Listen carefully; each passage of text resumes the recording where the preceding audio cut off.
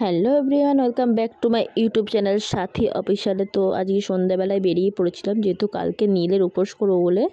তো ওর জন্য ফল ফুল সব কিনবো বলে বেরিয়ে পড়েছিলাম। তো পোস্ট অফিসের মোড়ে দেখো সেলের জন্য কি ভিড় হয়েছে রাস্তায়। তার মধ্যে কালকে পুজো, নীল পুজো, আরও বেশি ভিড় হয়েছে। সব রাস্তায় সবাই বসেছে ফুল, বেলপাতা, বেল, আতা এসব নিয়ে। তো আমিও নিয়ে নিলাম ফল কিছু আর ফুল টুল সব নিয়ে নিলাম।